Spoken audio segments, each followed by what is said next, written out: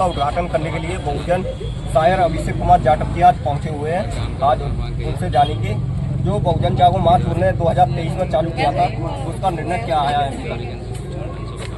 निर्णय ये आया है कि जब हम घूम रहे हैं पूरे देश में तो समाज उसमें बढ़ चढ़ के हिस्सा ले रहा है। और सच तो ये है कि अगर किसी भी चीज़ को आप सोचें कि अगर मैंने आज कोई पौधा लगाया है तो मैं 10 दिन बाद ही उससे फल उससे खा लूँगा, तो ये संभव नहीं है।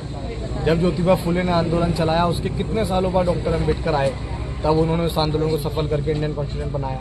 डॉक्टर बाबा साहेब अम्बेडकर का जीवन निकल गया, वो चले गए, उसके बाद मान्यवर कांशीराम साहब आए, उन्होंने उनके आंदोलन को आगे बढ़ाने के लिए हमें राजनीतिक ताकत उत्तर प्रदेश के अंदर दी। अब फिर कोई व्यक्ति आएगा जो देश की शासनसत्ता पे बैठाएगा, लेकिन जो आंदोलन ज्योतिबा फुले का था वो आंदोलन कहीं ना कहीं मान्यवर कांशीराम साहब के रूप में थोड़ा सा पूरा हुआ। जरूरी नहीं है जो चिंगारी अभिषेक ने छेड़ी है वो आग अभिषेक के रूप में परिवर्तित हो जाए, लेकिन हमें ये पूरा भरोसा है अपने आंदोलन पे कि आने वाले कल में हम अपने इस आंदोलन से अपने नेताओं को होश में लाने का काम करेंगे। और आप 2027 में देखेंगे कि उत्तर प्रदेश के अंदर किस तरीके से ये जो नाम है अभिषेक, ये नाम बहुजनों के कानों तक जाएगा और जाने के बाद में सबको ये एहसास होगा कि हाँ अब हमें अपने नेताओं को एकजुट करना चाहिए। 2027 में आप देखना। ये क्या कारण है जो मैं तो स्पष्ट रूप से कहता हूँ, मुझे ना किसी का कोई डर है ना खौफ है। जो नेता अलग अलग पार्टी अलग अलग चीजें बना के चुनाव लड़ रहे हैं वो मिशन के और समाज के हितैषी नहीं हो सकते हैं। मिशन और आंदोलन का हितैषी जो होगा वो गठबंधन बना के चुनाव लड़ेगा।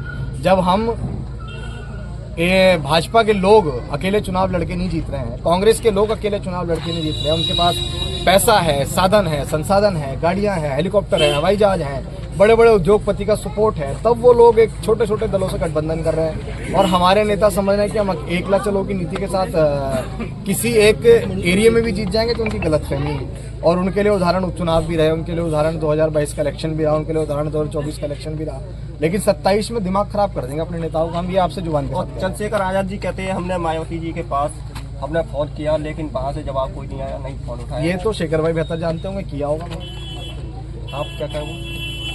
मैं अगर किया है तो अच्छी बात है, मैं क्या कहूँ इसमें बताओ। अगर उन्होंने फोन किया है, अगर उन्होंने फोन किया है, मैं तो बहन जी से यही कहूंगा कि बहन जी ये समाज आपको अपनी आंखों से निहार रहा है कि फिर से हमें वही बहन जी चाहिए जिन्होंने 2002 में अधिकारों के लिए एसडीएम पे थप्पड़ भी जड़ दिया था। लेकिन आज कहीं ना कहीं नजर आता है कि मतलब मैं ये समझता हूँ कि आज भी अगर बहन जी ने नहीं सोचा, आज भी बहन जी अपने घर से बाहर निकल के लोगों के बीच नहीं पहुंची, हम सब लोग एक झंडा उठाने के लिए तैयार हैं, लेकिन बहन जी सड़कों पे आए तो सही।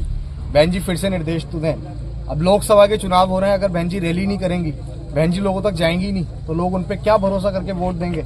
और ये हो रहा है कि महापुरुषों का आंदोलन बिल्कुल पीछे जा रहा है। अब भी समय है, मौका है, 2027 का इलेक्शन फिर एक उठ खड़े होने का मौका है हमारे पास कि बहन जी तमाम छोटे छोटे दलों को अपने साथ लाएं। मैं आज भी मानता हूं कि बहन जी देश में इतनी बड़ी ताकत है कि वो किसी को भी चुटकी बजा के कहेंगे कि आओ हमारे साथ मिलकर चुनाव लड़ेंगे, तो शायद मैं ये समझता हूं उनके सामने किसी का कद इतना ऊंचा नहीं है कि उनको कोई मना कर सके।